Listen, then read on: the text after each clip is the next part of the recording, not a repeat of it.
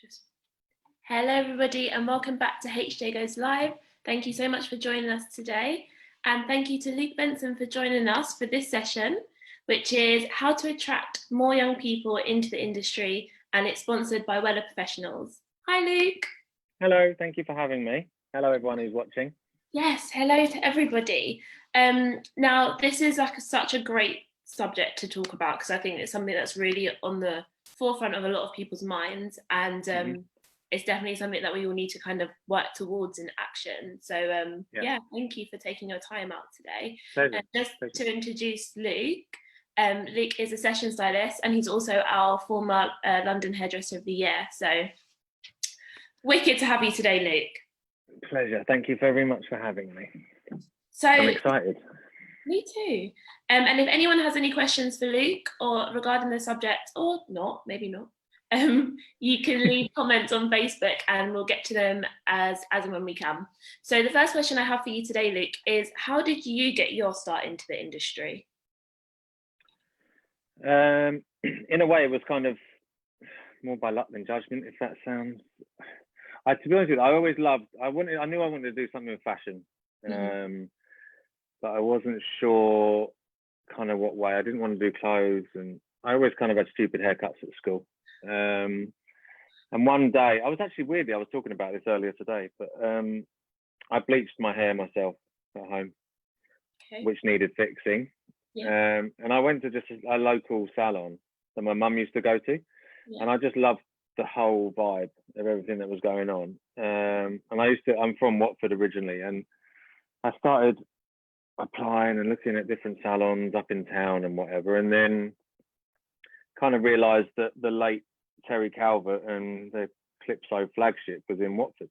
And I applied. I'm sure I was still at school, and I think I went in the Saturday.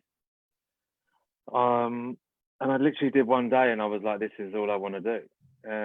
It didn't feel like work to me. I was kind of lucky that I was, and I suppose it links well with what we're talking about today, that I was kind of taken under Terry and a guy called Scott, their wing, and they showed me a whole different side to the industry that I didn't know about. You know, in my head, I was like, I kind of knew Tony and Guy, and you had to have 200 salons to make any money, you know, that kind of thing.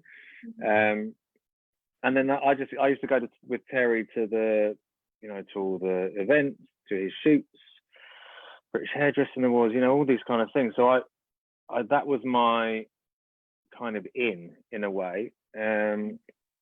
Luckily, it kind of came to me quite quickly. Like I qualified a week short of 2 years, and I was on the floor quite quickly, and then I just kind of progressed. I wanted to kind of better myself and more strings to the bow. And then just throughout my career, everywhere that I've gone, people I've worked for and things that I've entered competition-wise or anything like that, were all obviously to sort of challenge me and to learn from some of like the icons that I worked for.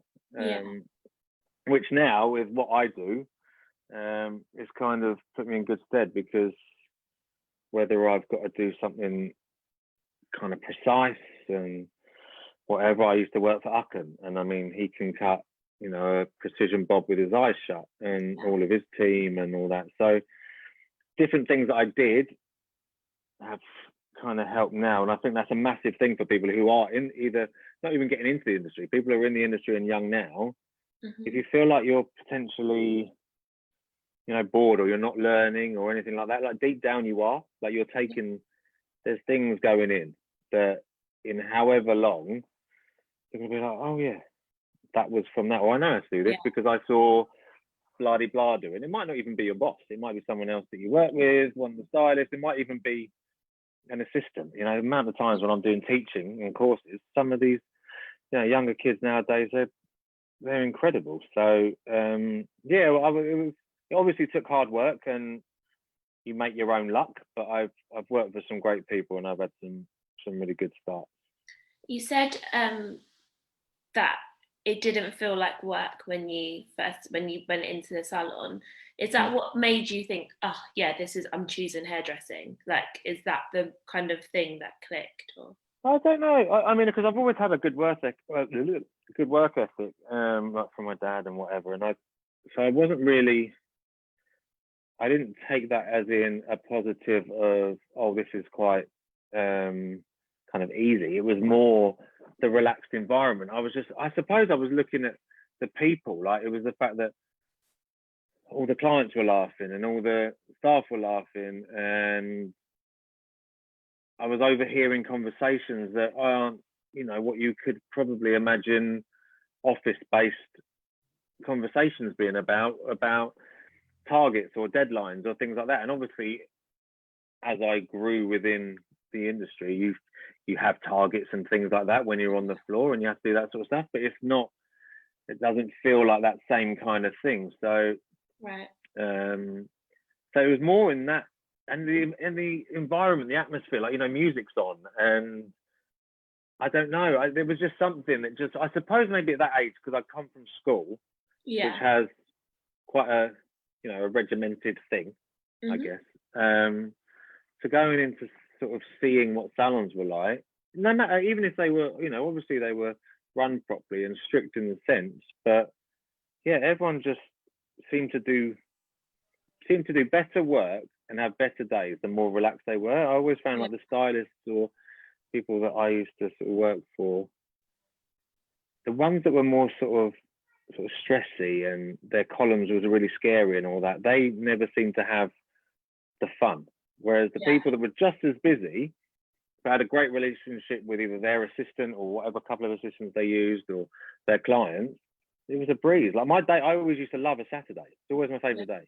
Because it was back to back, it was stacked. My favorite clients would more unlikely be coming in.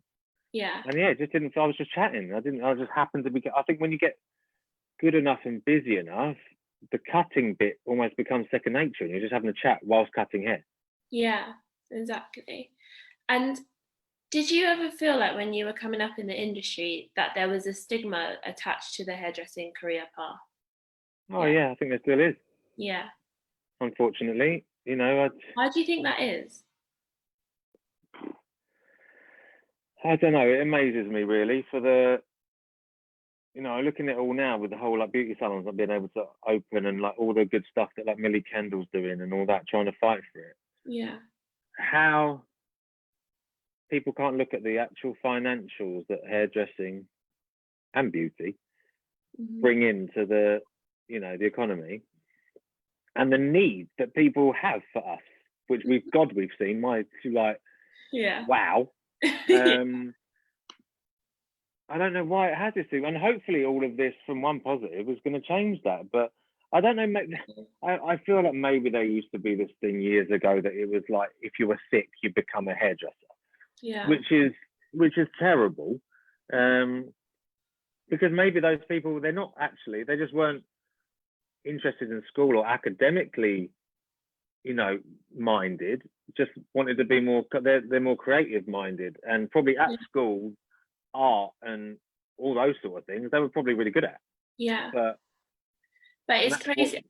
I find it crazy as well from this side of things, not as a hairdresser, but as someone that loves the industry and respects the trade so much, is that the technical skill that you need to do each sector of this industry is mind-blowing to me, that anyone could ever think that it wasn't a reputable career path.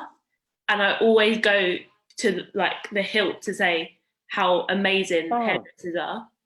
And I wish we could. I don't know. I know that some of our icons and friends and whatever, they do these things when they go to Parliament and try and have conversations about it, and they do relatively well with it. But I still feel like it falls on deaf ears, and it's nuts. I mean, you look at Anthony Mascolo and people like that have built empires. Yeah. Even to the point, like Lee Stafford and people like that with like product ranges, and like they're businessmen, like who started from cutting a one length baseline. Like we all did it. We all started at the same point. We washed hair, we learned to blow dry straight, and then we start to cut straight lines, and then we do a bob, and then blah blah blah blah blah. And yes, some people are incredible and they've gone on and they're like Angelo Seminara and whatever, and they have this natural gift that just wows us all. Yeah.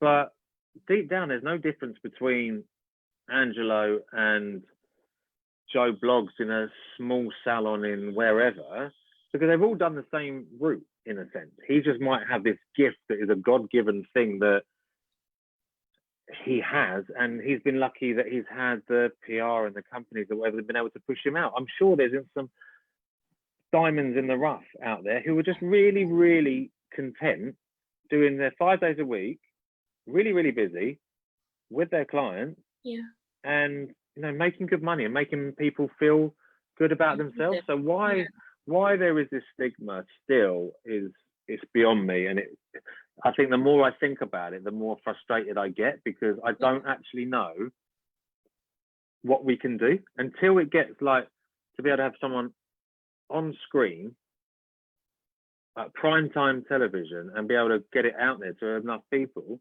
I don't know what we're going to do. So many of us have however many followers on social media and all that kind of stuff, but it's still like, are they going to take notice? I don't know. So hopefully this is going to change it because of the need for us. Yeah. And how great people are now feeling once they've gotten that. Like, exactly. Honestly, I feel like a different woman. Like, it got to the point where I was like, I don't want to do any more lives with my hair looking as busted as it is. Oh, yeah, I did a couple where people had their screen off. Oh God, that's what I mean. And it just makes you, it's such a psychological thing when you feel good about yourself, and hair is everything. Yeah, unbelievable. Do you think that stigma affects, well, I think we both know the answers, but affects young people coming into the industry? Like, if their parents are then thinking it's not a good career path, that might then transcend onto like their children. Yeah, I think it's going to naturally will do that. But I think there's also the problem with sort of society and things now, that it's not even about the hairdressing bit of it. I think there's this thing about this kind of get rich, get famous quick thing. You know, you can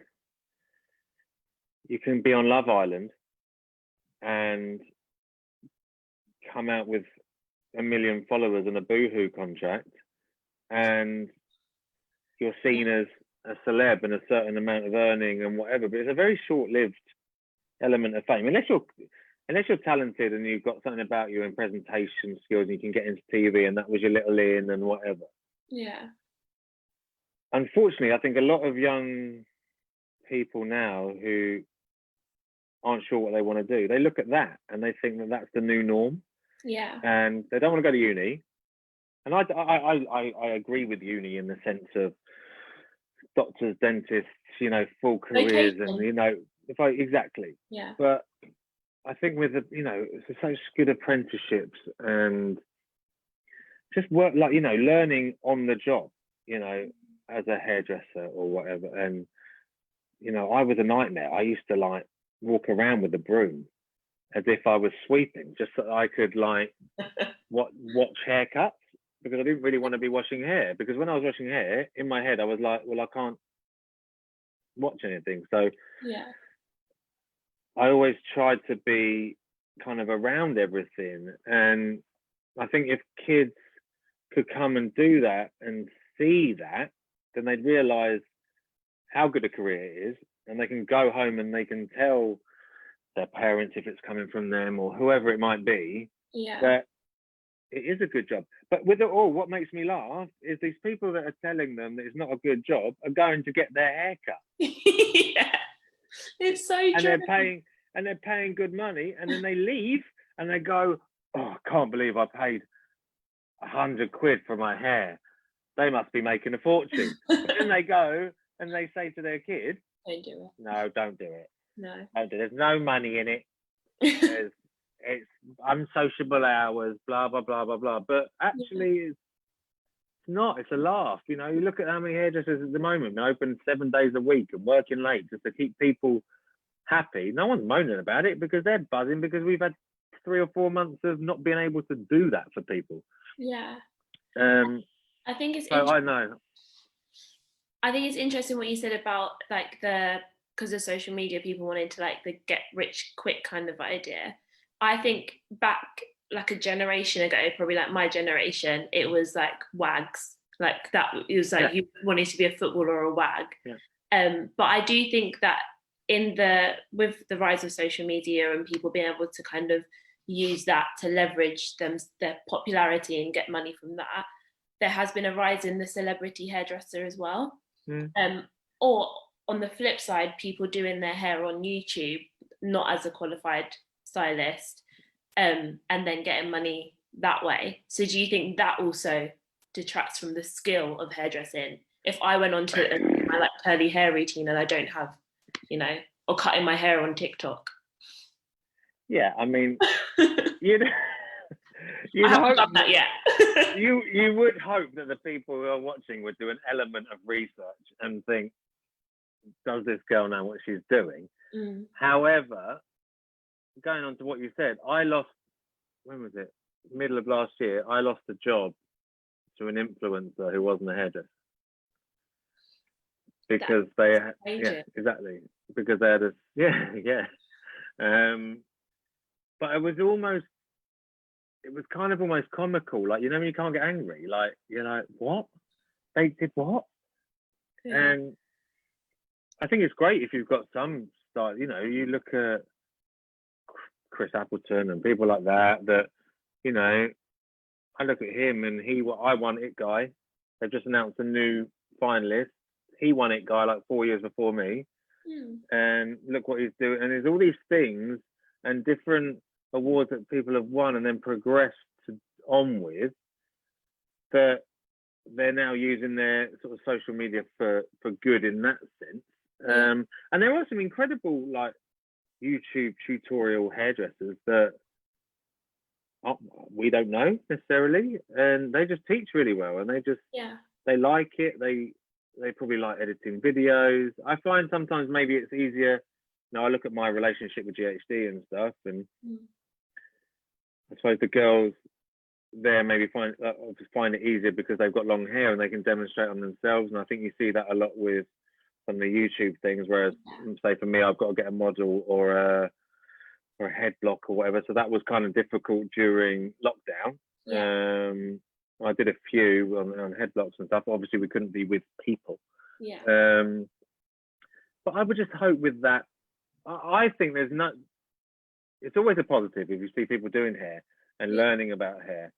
And I think deep down, we all know that as professionals who have really put their time in, we are still going to be all right, and people are going to still want to come to us. I think maybe the tutorial type people are great for someone who wants to do a textured ponytail or something a little bit different from a styling angle or things like that.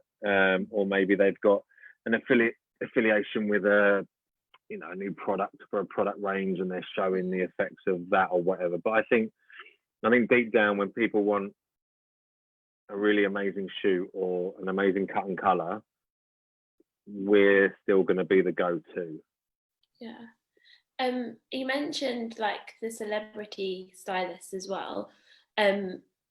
What do you think fellow hairdressers that have that kind of power and reach can do to attract like more young people into the industry, and every hairdresser, but specifically if you have a big following, I think you have more.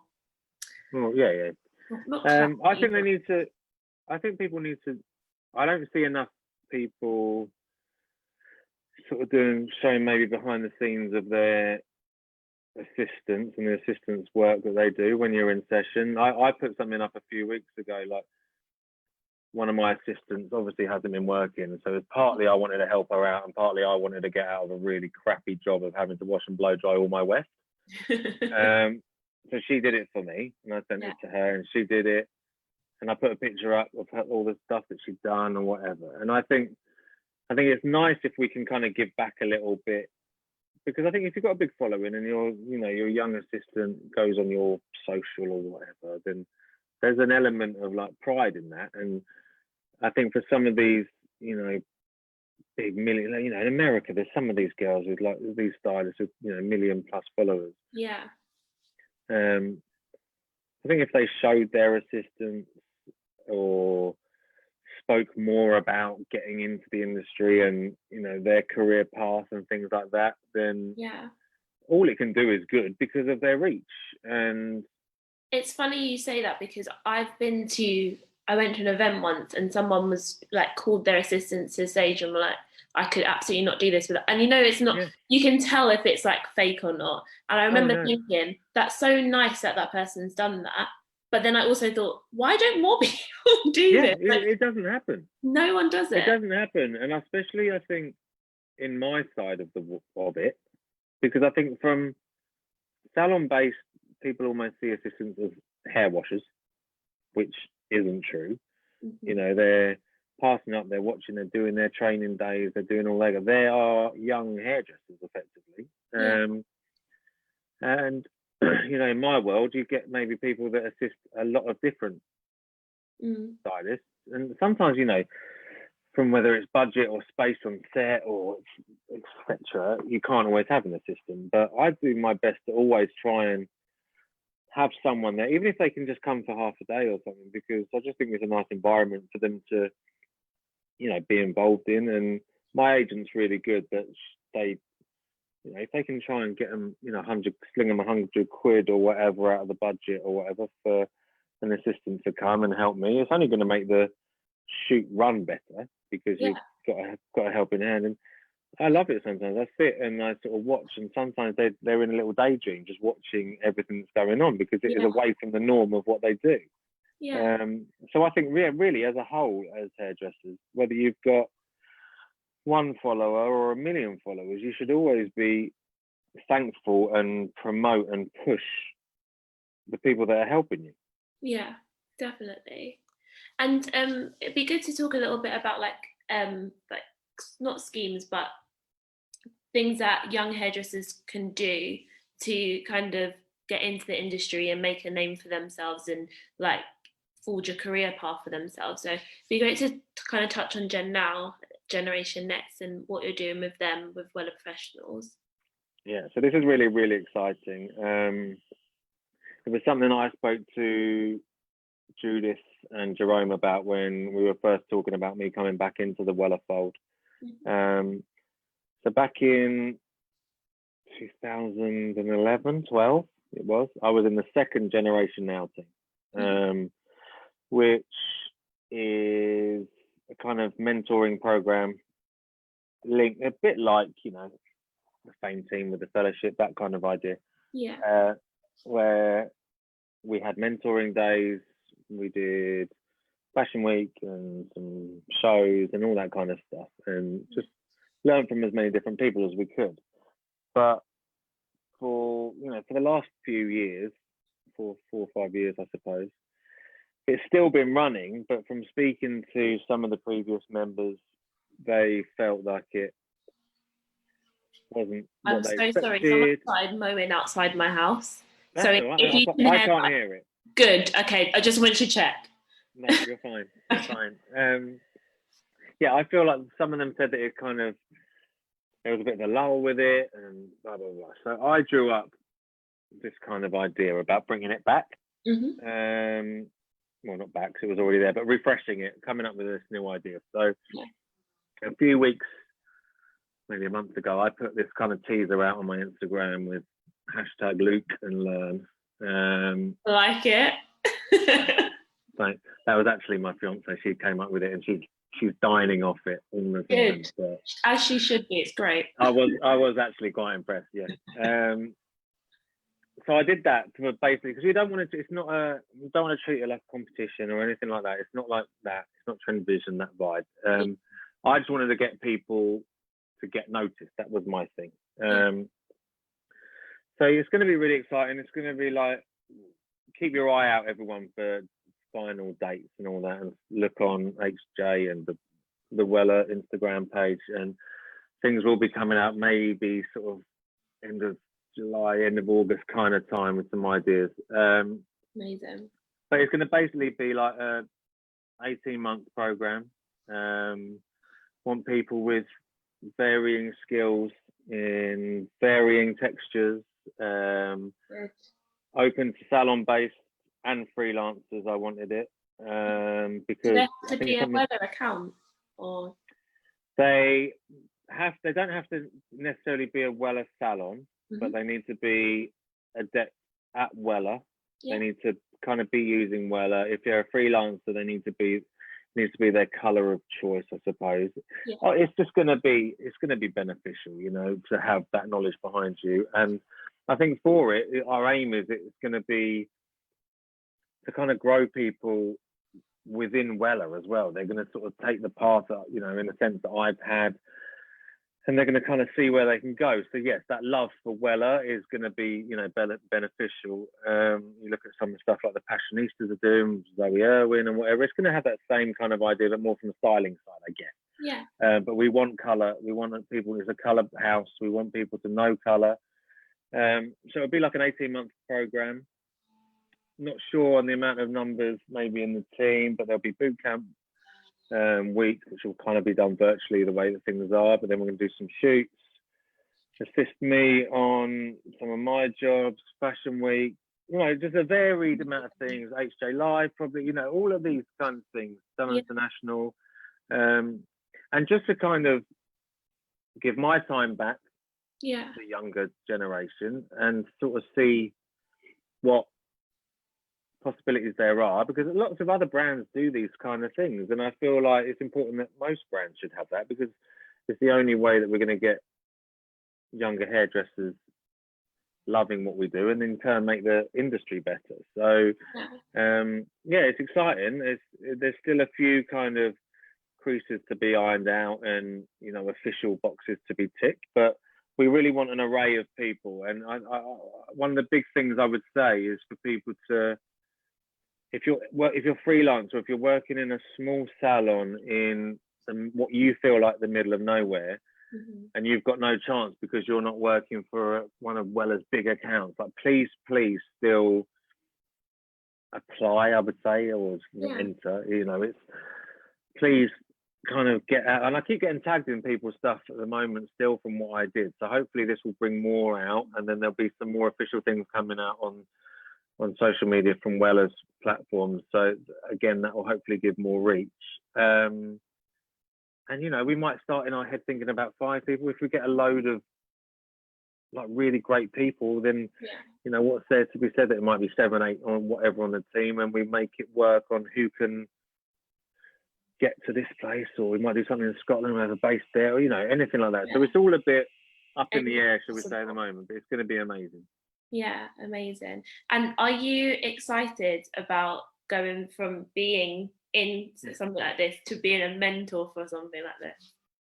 Yeah, I can't wait.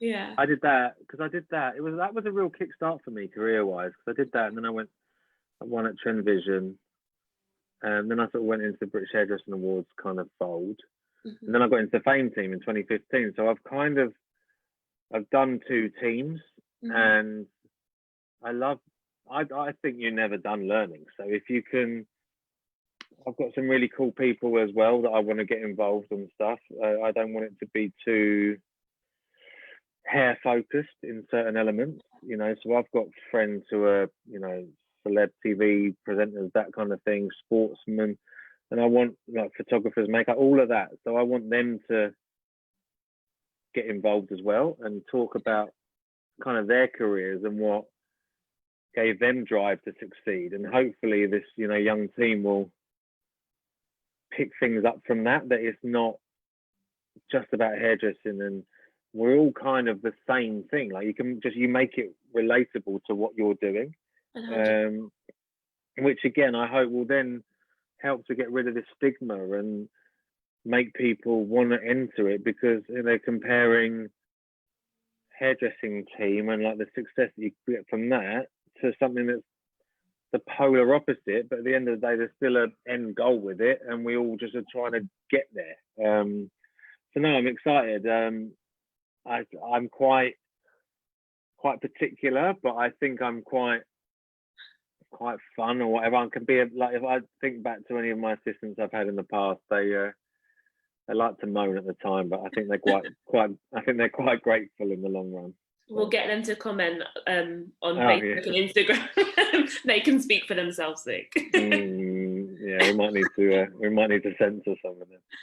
Oh, Luke, we've run out of time. That's Gone all right. so quickly, but That's been thank you so great. much again. And we've had some really great Having me. comments from people saying like they're excited to get back to the salon, and lots of exciting things come with hairdressing. These sort of comments from Facebook.